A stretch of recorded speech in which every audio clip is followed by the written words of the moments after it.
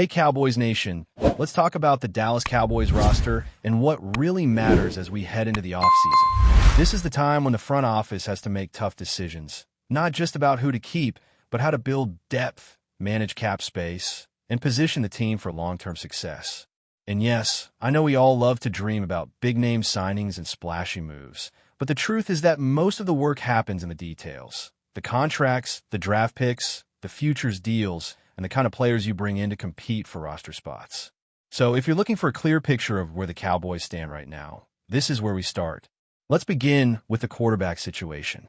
This isn't a long-term problem, but it's still something the Cowboys need to address in a practical way. Dak Prescott is the starter, and the team is committed to building around him. Behind him, Joe Milton has shown enough potential that the Cowboys appear to want to continue developing him as the primary backup. The question is whether they need a third quarterback, someone to bring into camp, or even keep on the practice squad. That decision will likely depend on what happens with Will Grier and whether his future with the team continues after his futures deal expires. At the moment, it feels like there's room for one more quarterback, even if it's just a developmental player who can push the group and provide insurance. Moving down the list, tight end is a spot where the Cowboys have the pieces to compete today, but depth becomes a concern when you look at the future. Right now, Jake Ferguson, Brevin Spann-Ford, and Luke Schoonmaker give the team a solid core. The issue is that Princeton Fant was not retained on a futures deal, and he could end up elsewhere. Add to that the departure of Ronaldo Farfair, and suddenly the tight end room looks thinner than it did during the season. The Cowboys aren't likely to spend big money on a premium tight end unless the value is too good to pass up, but adding depth through another late-round pick or an undrafted free agent make a lot of sense. The preseason grind is real, and having another reliable body in that room can make a difference over the course of a long year. Now, let's talk about kicker, which is always a position that gets devalued in these lists, but it matters more than most people admit. Brandon Aubrey is set to become a restricted free agent, and the Cowboys will have to decide how they handle that. The obvious move is to apply the second-round tender and continue working toward a long-term deal. That tender number, while not insignificant, is still less than the franchise tag figure, and it does not create the kind of cap strain that some other positions would. If a team is willing to give up a second-round pick for a kicker, you have to ask yourself if you're willing to let him go. But if the Cowboys can keep him and keep their defense strong, this position may fall off the list entirely. For now, though, it remains a spot to watch because special teams can swing games in ways that don't always show up in the box score. The offensive line is where things get a bit more complicated. On paper, the Cowboys have a starting five that looks solid. But the real question is whether that group can stay healthy and whether any changes are needed to keep it that way. The biggest variable here is Terrence Steele. If he stays, the line stays relatively intact, with Dak and the offense benefiting from continuity. But if the Cowboys decide to cut him, this becomes a major issue that jumps up the list immediately. Steele is a player who has been criticized, and sometimes it feels like the perception is worse than the reality. Still, you can't ignore the financial side of it. His cap hit is significant, and the new cash he would require is a lot to commit to a player who has not always been consistent. The dead money already on the books is substantial, and the timing of a cut or trade would determine how much money the Cowboys can actually free up. A post-June 1st cut would create savings that could be redirected toward other needs, potentially even a linebacker or another defensive piece. So the real question is not just whether Steele is good, but whether he is worth the money and the opportunity cost. Beyond Steele, the line has some strong pieces but also questions. Tyler Smith is a cornerstone, and Tyler Baidas and Jake Matthews have shown they can be reliable. But depth is still a concern, especially when you consider that Brock Hoffman and Robert Jones are set to hit free agency. The Cowboys also have young players like Nate Davis and Jonathan Cooper who could factor into the mix, but you need more than potential. You need proven depth that can step in without a major drop-off. If Steele stays, the Cowboys can likely shuffle some of these depth pieces and keep the line stable. If he goes, the team may have to invest in a new tackle, either through the draft or free agency, and that changes the entire offseason plan. The cornerback position is another area that needs attention, And this is where the list starts to get serious.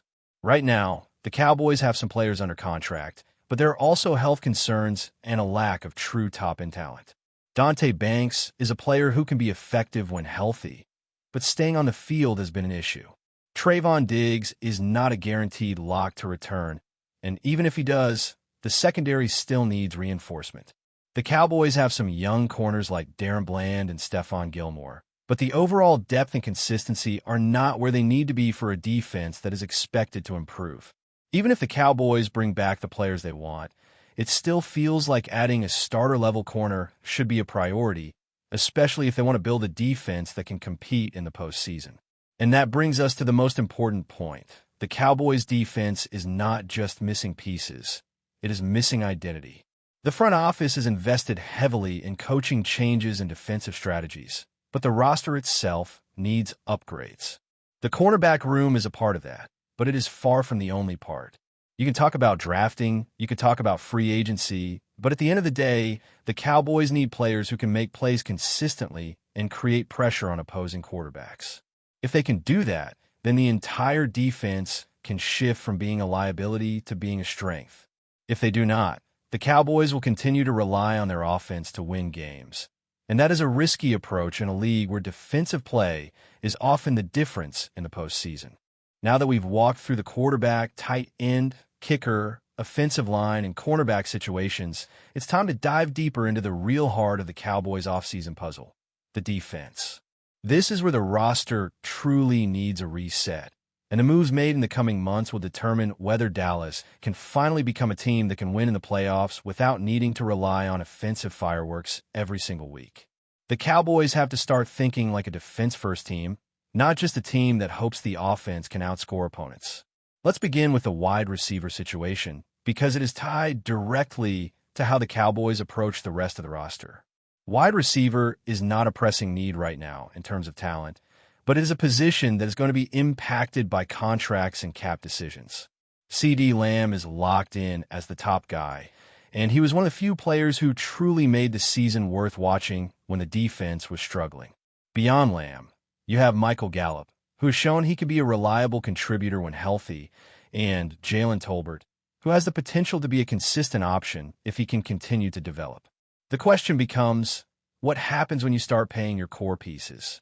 If the Cowboys bring back the guys who need new contracts, you may find yourself having to make tough choices about the depth of the receiving room, especially when the salary cap starts to feel tight. This is where the front office has to balance the need to keep their offensive identity intact while still building a defense that can actually win in January. The safety position is another area that is going to define the Cowboys' offseason. Right now, the safety room is bodies, but it lacks a true impact player who can change the way opposing offenses approach the game. Trayvon Diggs may return, and there are young players like Josh Downs and Jalen Petra who have shown flashes, but the reality is that the Cowboys need a starter-level safety who can be a game changer. If you look at the current contracts and the players who are set to hit free agency, you can see why this is such a priority. Lee Hatcher is under contract, but his performance has not been consistent enough to feel like a long-term solution. If the Cowboys decide to move on from him, that immediately pushes safety up the list of needs. The same goes for Donovan Wilson, who is also a free agent and has been a solid player, but not necessarily a difference maker. The Cowboys need to add at least one new starter at safety, and ideally, they would do it in a way that give them a real upgrade rather than just a new name. Now let's talk about running back, because even though it might not be the most glamorous position, it is one of the most important for sustaining success over a full season. The Cowboys have a strong rushing attack when their top backs are healthy, but the problem is that the top two backs are set to become free agents. Javonte Williams and Malik Davis are both going to be key decisions for the offseason, and the Cowboys will have to decide whether to bring them back or move on. If both of them return, the running back room becomes a strength, and the Cowboys can shift their focus entirely to defense. If they do not, then running back suddenly becomes a bigger need than most people want to admit. There are younger backs like Jaden Blue and Hunch Lipke who are under contract, but you cannot build a championship team on potential alone. The Cowboys have to decide if they are willing to pay for proven production, especially if they want to keep their offense balanced and capable of controlling the game in the playoffs. But the real crux of the offseason is the linebacker position, and this is where the Cowboys have to make a statement. The linebacker room has been a weakness for years, and this past season made it painfully clear that you cannot win in the postseason without reliable play in the middle of the defense. Marvin Overshown has talent, but injuries have prevented him from being a consistent starter. Logan Wilson is likely to be cut, and Marcellus Lewis has not played at the level the Cowboys hoped for. Shamar James has shown he can make tackles, but he is not yet ready to be a full-time starter. The truth is that the Cowboys need at least 2 starting caliber linebackers to feel confident heading into the season. That might mean signing a veteran and drafting a young player early in the draft, or it could mean finding a way to bring in multiple players who can compete for the starting spots. Either way, the Cowboys cannot afford to ignore this position any longer. Finally, we have the edge rush position, which is the biggest hole in the roster right now.